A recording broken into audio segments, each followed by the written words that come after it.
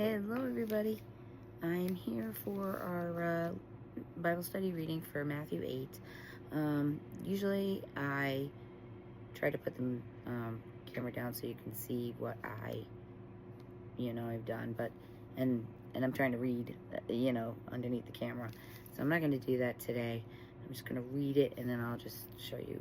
I'll pick up the Bible and show you what I have. Because I think it'll be a lot more pleasant than me stumbling over my words or trying to read and getting the words wrong or whatever. So let's begin. Okay, so Matthew 8, the cleansing of a leper. When Jesus came down from the mountain, great crowds followed him. And then a leper approached, did him homage, and said, "Lord, if you wish, you can make me clean." He stretched out his hands, touched him, and said, "I will do it. Be made clean." His leprosy was cleansed immediately. Then Jesus said to him, "See that you tell no one, but go show yourself to the priest and offer the gift that Moses prescribed that will be proof of them." And so here, I just put a picture of Jesus curing the leper.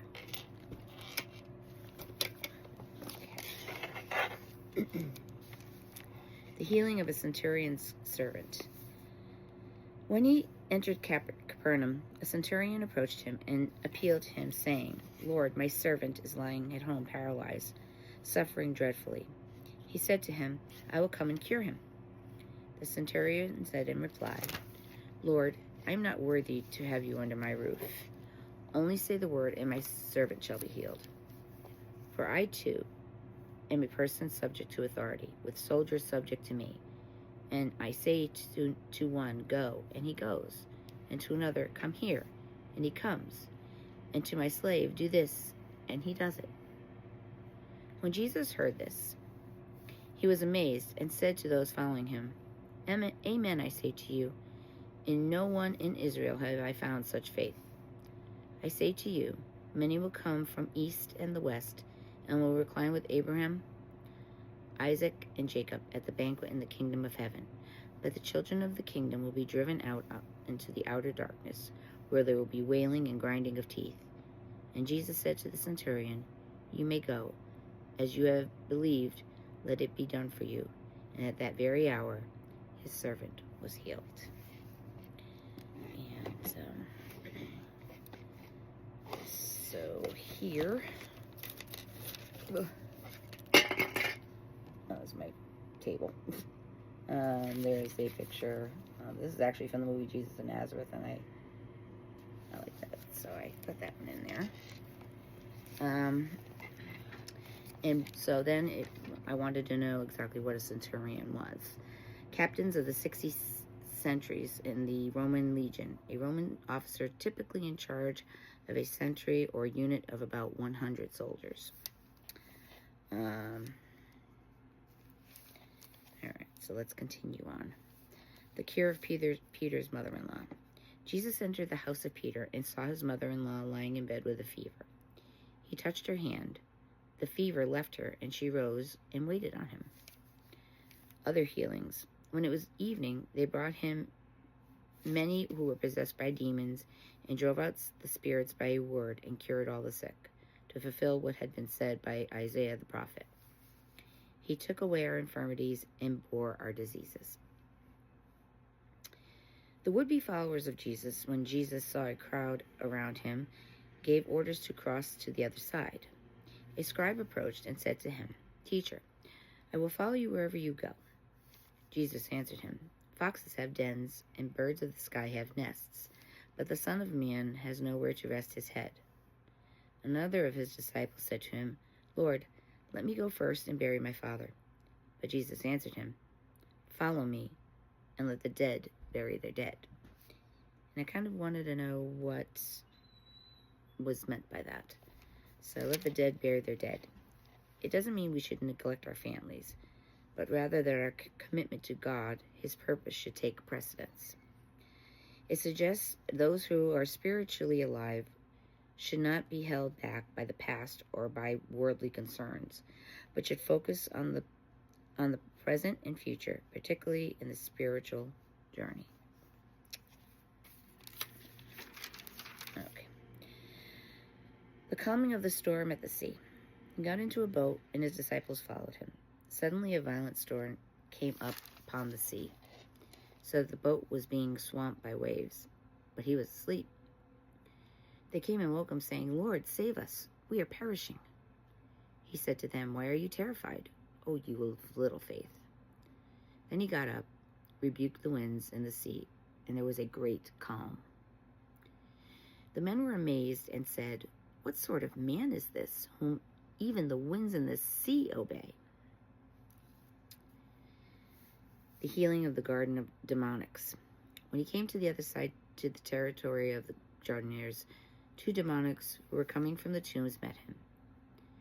They were so savage that no one could travel by that road. They cried out, "What have you to do with us, Son of God? Have you come here to torment us before the appointed time?" Some distance away, a herd of many swine was feeding. The demons pleaded with him, "If you drive us out, send us into the herd of swine." And he said to them, "Go then." They came out and entered the swine, and the whole herd rushed down the steep bank into the sea, where they drowned. The swineherds ran away, and when they came to the town, they reported everything, including what had happened to the demonics. Thereupon the whole town came out to meet Jesus, and when they saw him, they begged him to leave their district.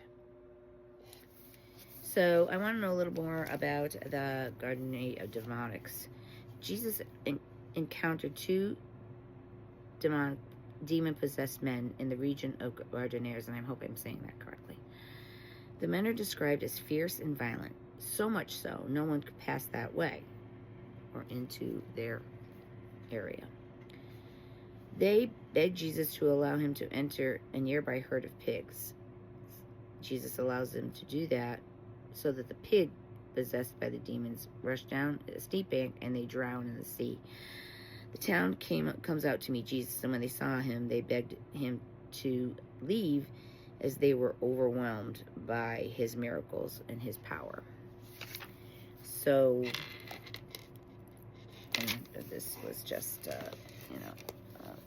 I just wrote this here, and here's Jesus with the sea, when he calms the sea. So, I think right now, what this really talks about as chapter 8 is his miracles and the different ways that people reacted to them. But it also talks about, I think the centurion was very interesting. Even when I did see Jesus of Nazareth, that part was always amazing to me, because as much because Jesus obviously cures his servant, but that the centurion didn't feel that he was worthy of having Jesus in his home. So even though he was basically he was a Roman, and technically I guess against them, his faith was so much so that he knew that who Jesus was, and he knew the power Jesus possessed, had in him to cure his servant. And he didn't feel like he was worthy of that. He didn't feel that he was worthy to have Jesus come there. He came there on behalf of his servant, but also knowing and having faith that Jesus would be able to cure him. But yet he knew that he wasn't worthy enough or he felt he wasn't worthy enough, and he wasn't worthy to have Jesus there. And I just found that always very a powerful moment. Again, watching Jesus of Nazareth, and it's the only one I have watched, but I always found that as a very, very powerful moment in that at that point, that he, you know, he had so much faith. He didn't need Jesus to come to his house and say, hey, you know, he came here, Jesus is here. He just knew that ask and you shall receive. And that doesn't mean that every time we ask for something, we're going to get it, of course.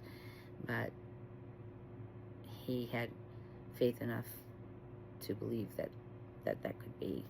And Jesus, you know, definitely delivered on that. So most of, you know, the rest of this obviously was, you know, the calming of the sea. It seems that, you know, Jesus is always having to, or, you know, it seems at that point he was performing, you know, he would continue to perform miracles. But at the same time, he didn't want anyone to tell anyone. But of course, people, I mean, someone performs a miracle, you tell them. And I mean, even though Jesus said don't, they did anyway because it was such an awesome thing.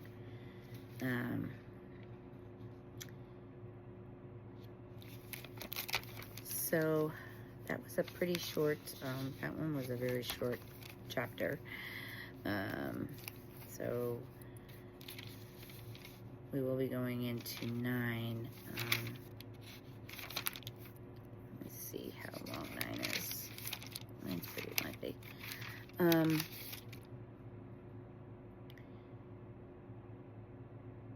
You know, it's funny, and I've said this before, but even for myself with my own life, and, you know, again, like I said, people have, you know, I've been asked, you know, about my faith and, you know, why I believe what I believe or whatever, and I think people assume because, you know, a lot of times they assume because we grow up in a certain faith that we're that faith because, I know, our parents said to be.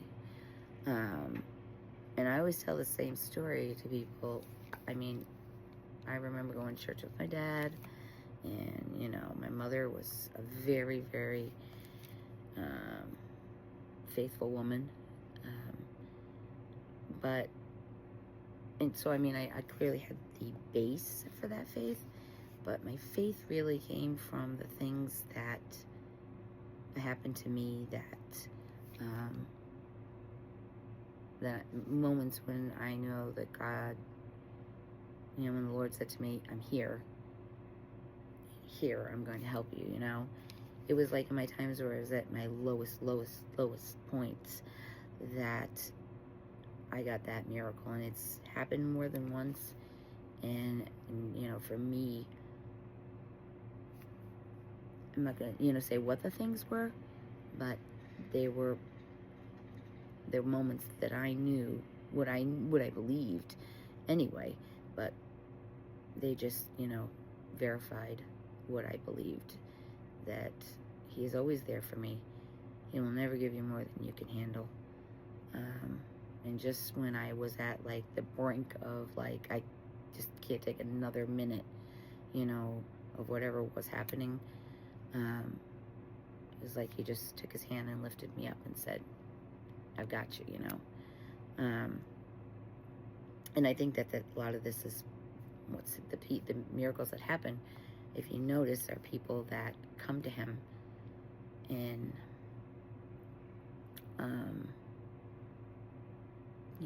humility. They're not, like, full of them. They're people that are at the last, you know, inch of their, you know, patience, or their, you know, what else can you do?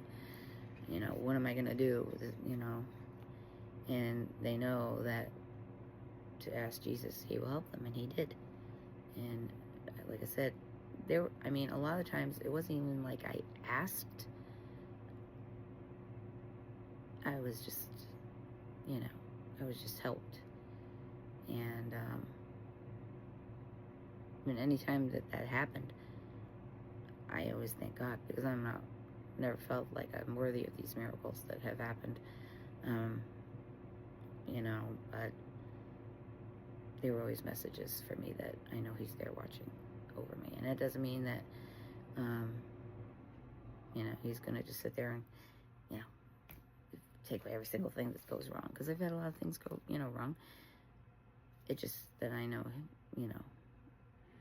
when I need him the most, I know he's going to be there, whether it be spiritually, whether it be, whatever.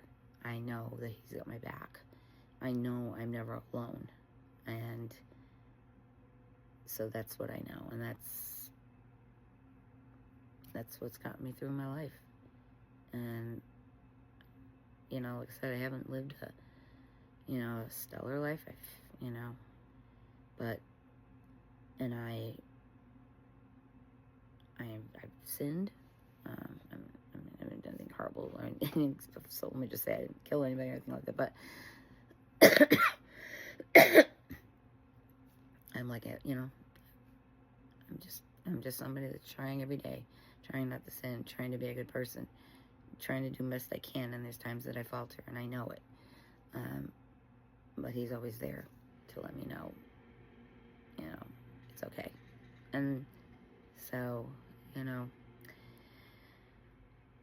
I guess that's what I took out of this. I don't know what everybody else did.